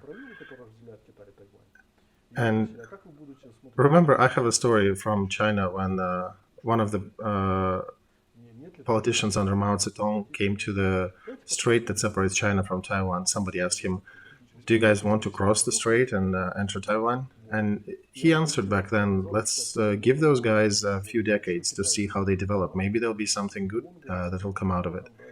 And China waited, and then they came in, and they took the fruits that ripened there. So, yeah, exactly, Roman. The one country, two systems that grew from that.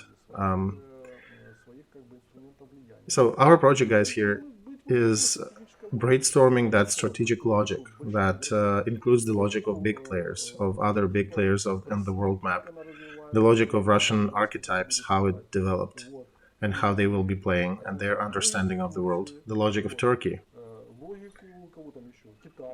the logic of China, India, Iran, by the way. Caspian part is a very tight knot, the whole Central Asia as well. People, you need to understand here, you either have a long will to play politically, and you want to play that for decades, and you want to bring up kids so they continue working on our long structural changes of geopolitical landscape around Ukraine in our interests. This is a long story. This is not done overnight. Or will be one-day moths who will be grabbing some help from the West, as we've been doing early on in this century, and we always will be food, essentially, for others. You know, we're trying to create a process where Ukraine stops being food and becomes takes a proper role at the table. This is a matter of our survival, long term. Analogy with two Germanys is essentially an idea to split Russia, isn't it? Yeah, in a way, but this is the only way to make Russia healthier ultimately, or leave them be if they don't want to be. This project suggests a very strong and stable future for all the key players in the region. It lets Russia live if they don't want to partake in that and don't want to change their ways, but it also enables and supports all the regional players and big international players of the world. The question is of having the right elites, the motivated elites with enough resources, and there is enough capital in the world that could join to help.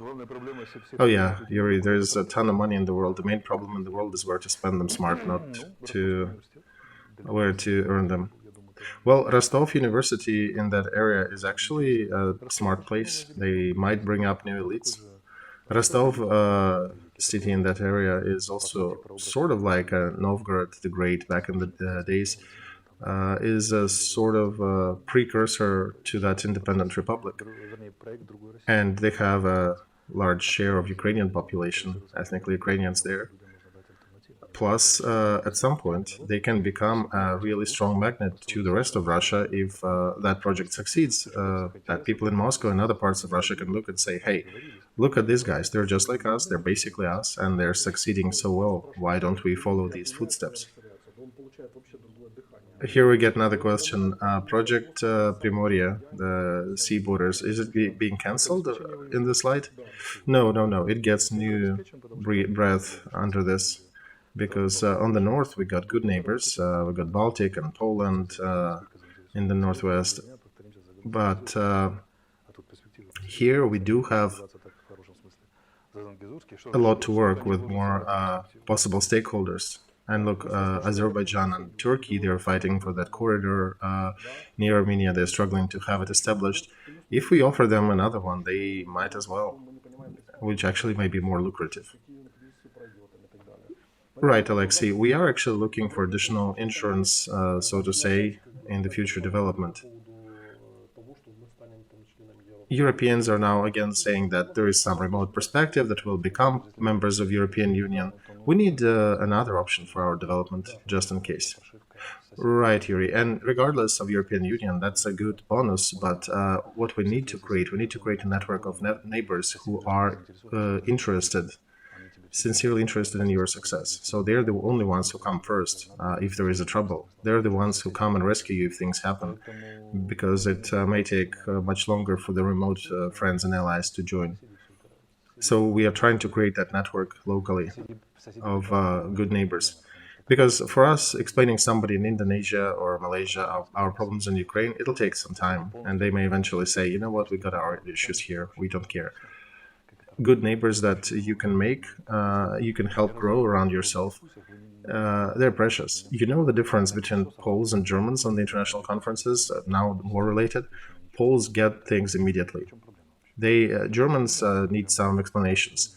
They take effort and can take years. Poles, they understand that from the first word. They're basically coming back saying, oh yeah, we were in that position, we understand where you guys are. So sometimes you don't have that time to convince your allies, and we're trying to create a system of countries that will understand each other and that they will support themselves. And frankly, Poland, Lithuania, NATO, and others, they're already working on their trade routes and their economic and security relations.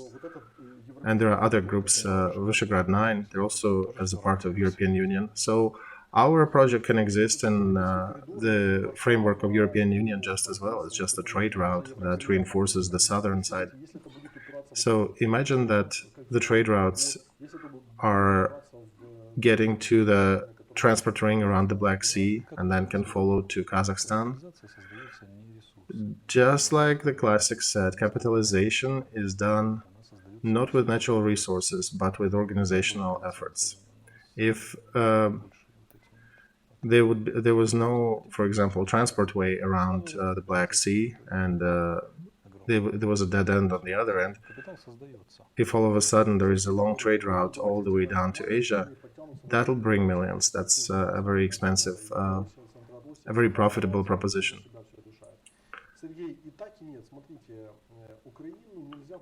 So why you guys bring up these contexts again? A question. We just need to make a normal Ukraine normal. Well, guys, a simple answer is you need to understand that if you do not try to create good neighbors, to control political flows around you, you will be food. You will be stubborn food, a food that resists, a food that fights back or bites and kicks in the belly, but you will not have an equal seat at the table. You will not be able to manage your own future. That is exactly right, Alexei. We are trying to look at the future in the light of global players. Turkey is trying to become a global level player. Brits are a big player on the world map. We're trying to find our position in the world. I want to kick the position of those who are texting us saying, oh, you guys are dreamers.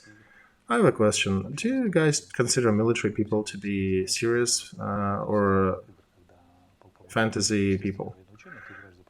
Because in the middle of the 70s, all these plays and the war games, and eventually part of that became psychological arrangements by Hellinger, that stemmed from military games.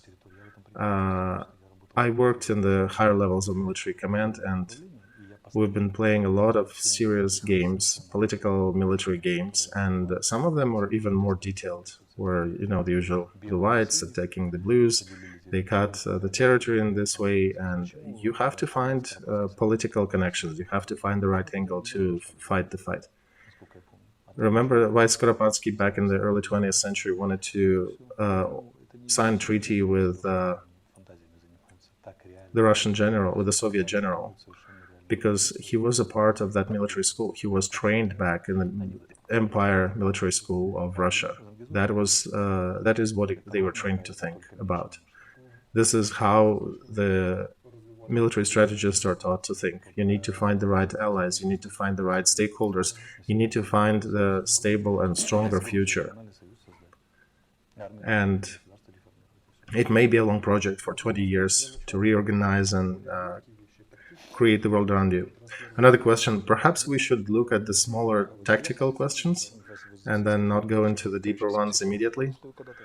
Here, I would answer that we need to play big.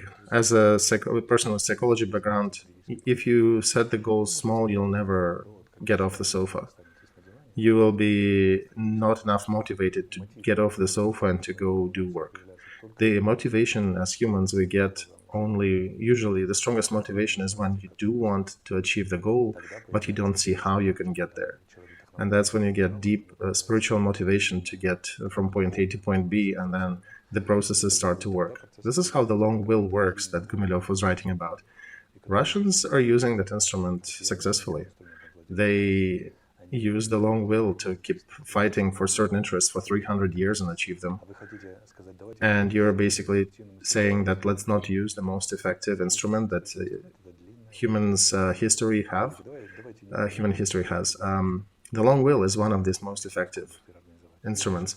And personally, yeah, sure, Cherkasy region would be nice to get reorganized, but in my view, it should be reorganized as a bigger effort.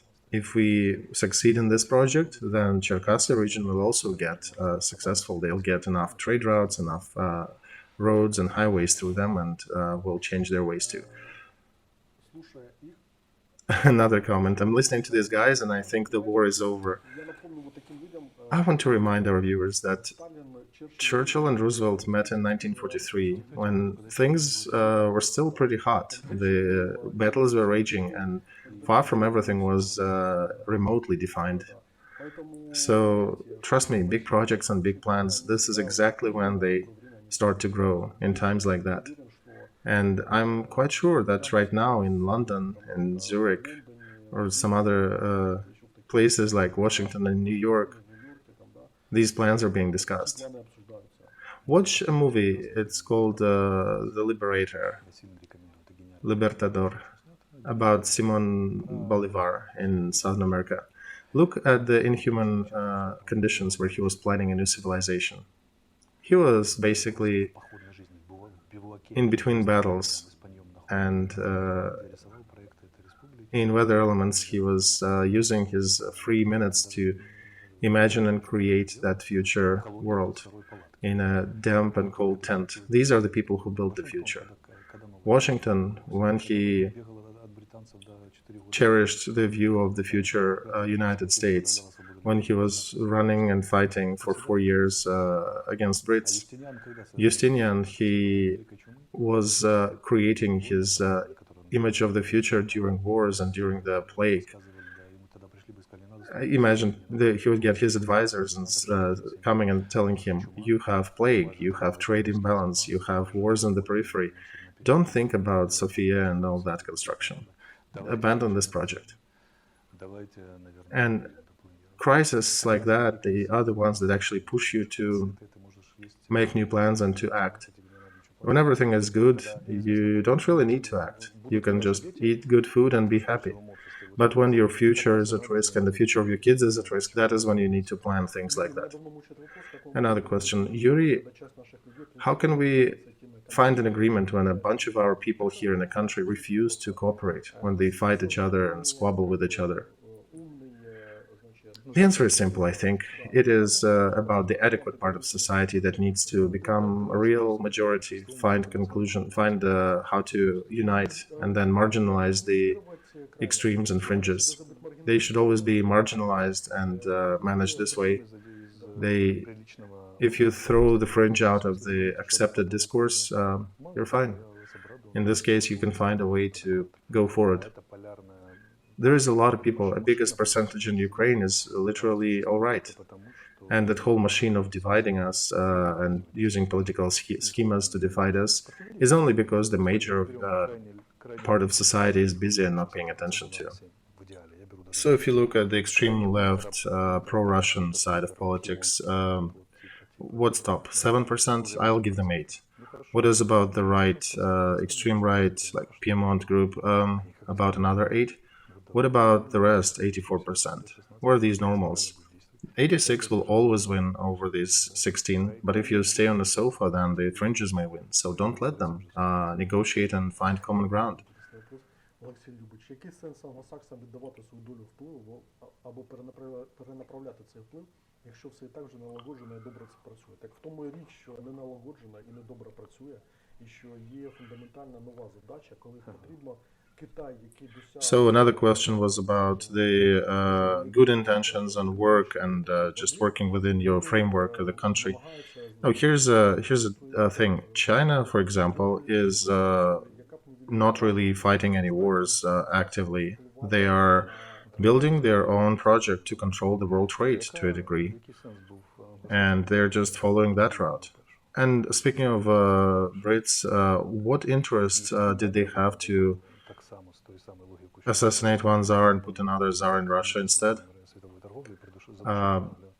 That is their grand game. They wanted to resist an attempt of Russian Empire to stifle the British Empire and just keep them resigned to their oceans and their corner and out of Europe. So this is the grand game. This is the larger interest that big countries try to play. When Brits were leaving Singapore and Singapore's were crying, "What are you doing? Why are you leaving us? Do something. Why are you leaving us for China?" And then at some point they recognize they are the only ones to face their problems and they need to find ways to solve them. And they need to become strong enough to find their future in that difficult region as Southeast Asia. And they did. And the situation that we are now in has very similar features. Because Americans, they gradually were retreating from our theater. And they want to regroup, they want to probably change something, but they're slowly retreating today and they're creating the network of regional unions through which they affect the global situation. Brits, on the other hand, are more active. They don't have enough resources, but they're being very active on the world arena now. And The new architecture of the global world is basically being formed, where there are new constructs developed. It's really simple, guys. We're either food or we're being eaten. We're either food and we're being eaten, or we are people sitting at the table. And that all the stories about democracy is actually in a pretty rough world. And it's amazing that I have to explain that to the country that is fighting the war for survival. We still need to explain that. The fact what we're planning here by the degree of temperature is much colder than what we are doing now, what we're going through now. Any project that we can suggest here is already less risky than the one we're in. We're already all in right now. Anything else is much smaller risk. Will United States be not against the Silk Road project by China? Will they not resist that? Good question, but what if United States decide at the end to partake in that project, and we will, in the meantime, decide to not and lose this opportunity? Remember, in 1970s, all of a sudden, China decided to pump up China. Essentially, yeah, you're right. United States were the ones who grew up, helped China to grow up. They are calling it strategic foe in their documents, but they are the ones who started that new stage of Chinese growth. And it's a question. You think if the Silk Road will develop into a big, valuable project, I think United States will definitely join that. We'll try to control part of it. We're just trying to draw a different system of coordinates for you where Ukraine will not be in that idiotic position of eternal beggar,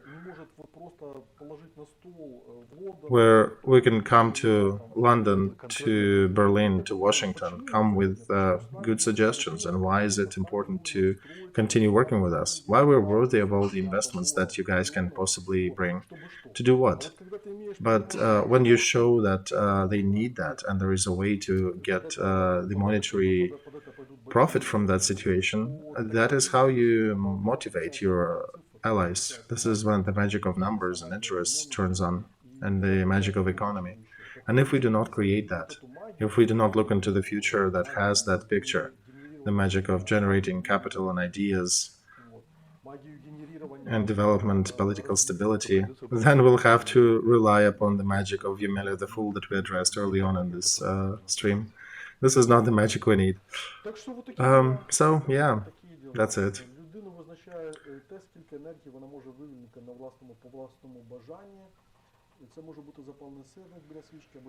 Yeah, you guys can dream about things while Putin can always press the button in his nuclear case.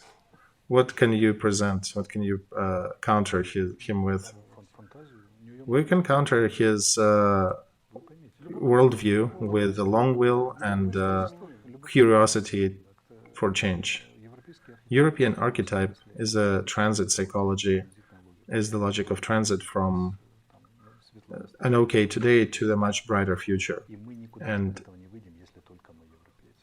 we are Europeans, so we need to, we're definitely not Buddhists, so we're part of that paradigm. And transit for us is to invent a new world and then try to realize that. It's sort of a fight for the gods' kingdom on ground, here on earth, which is unachievable, but is always desired. So, and we are fighting that with the archetype of Paul, stable reality, and Peter, a stone, is a stable reality, and Paul as the wind in the future. And we have to move forward. And the main historic resource, the main historic tool is long will. Do you know what another function of the wars is? For enemies to train each other, for opposing sides to train each other. When Americans needed Buddhism for whatever, or hippies, they invaded Vietnam, heavily Buddhist country. When Soviet Union needed to understand what is the real ideology instead of the decaying ideology, they invaded Afghanistan and faced fundamentalism. When Afghanistan needed to learn what global projects are, they fought Soviet Union and then United States, so Talibs looked at that. When Russia needs the technology of Maidan, they invaded Ukraine. And now they're actually learning. They have their own societies of volunteers who are buying UAVs and trying to fund their army. And what do we need from this conflict? We need to learn the long will. We need to learn the will to hit in the same spot for 300 years to achieve our goals. We're just smarter. We don't need to waste thousands of people in achieving these goals, but we do need to learn this mechanism of long will and decade politics and ability to transfer the same direction to your kids and grandkids so they continue your effort, and the knowledge of how to transform the political landscape around you in your interest. That is when we win this war with Russia, when we take their technology and adapt it. And they can get their win from this war when they take the Maidan technologies from us. But Maidan technology is against their subconsciousness. See, our long will is not against our core beliefs. It's somewhat washed out by our anarchy, but it still is acceptable. But for them, Maidan is a definite change in their imperial thinking. And here we are, you and me, thinking about the project that can be realized in 30, 40 years. Imagine what if we thought about 300 or 400-year-long project. You know, the project that exists, the longest project that exists, I think, right now, it's Aristotle project. 2,500 years. The way to do science, it's still around.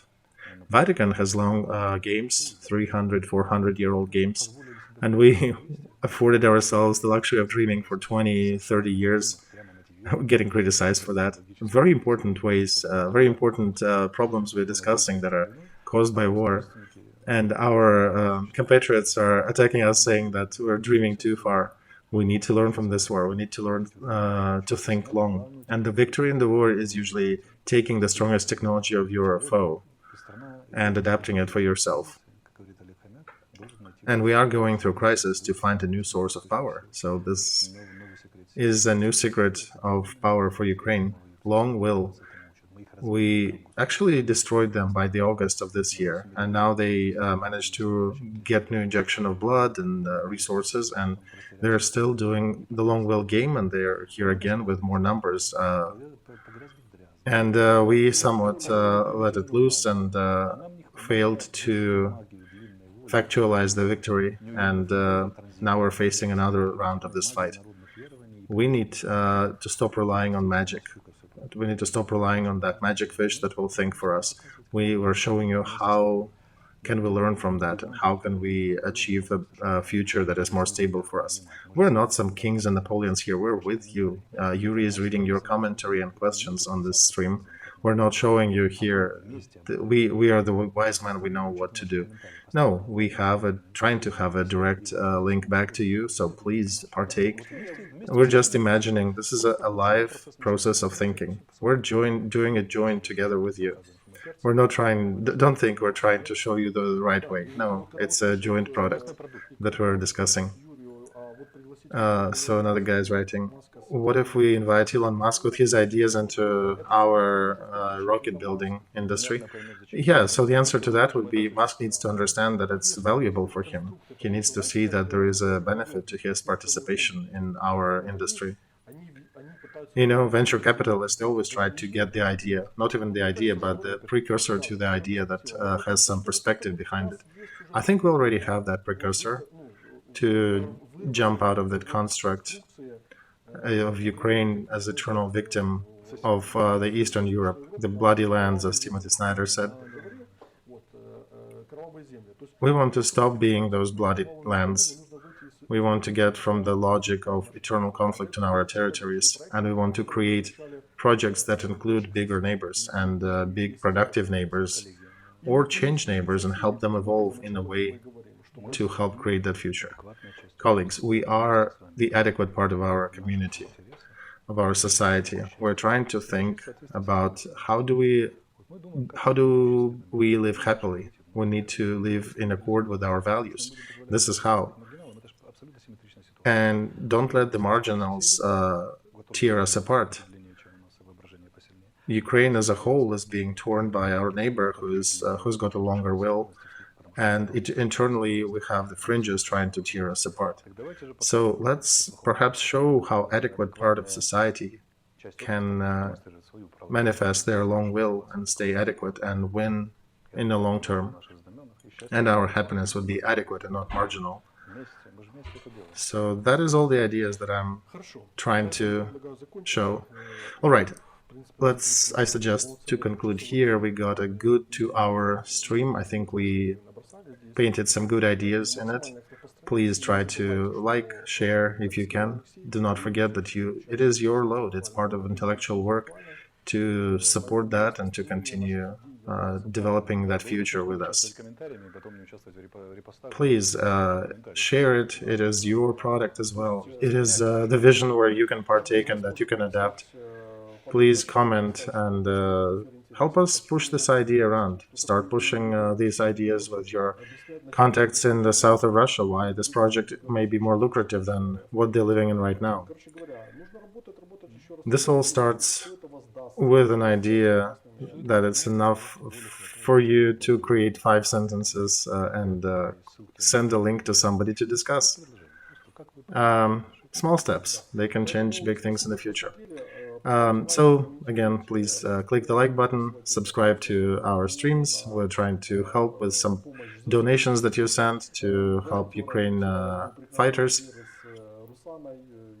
And those who don't believe in the future of Ukraine, I had a good stream yesterday with a 22-year-old girl who in short frame managed to organize aid to tens of thousands of people. I think she's from Avdiivka, right? Just watch that stream and you'll see that when we have amazing, basically kids full of love and energy and a desire to change this world, yeah, 22-year-old has enough long will to change her future and society around her. And 48, 50-year-old skeptics are sitting and asking us questions. Now you guys are fantasizing. So we try to initially impose a dark background on you at the first part of the stream so that you understand the other options. And then we try to paint a brighter picture. So till we see you again, there'll be more streams. Aleksey, I think you can see him almost daily. And have a good weekend. Thank you for participating. And do not believe those who paint a really dark future for our country and who try to tear Ukraine apart. They're not attacking Arestovych and other political figures. They're attacking the sane part of community. Yes, thank you.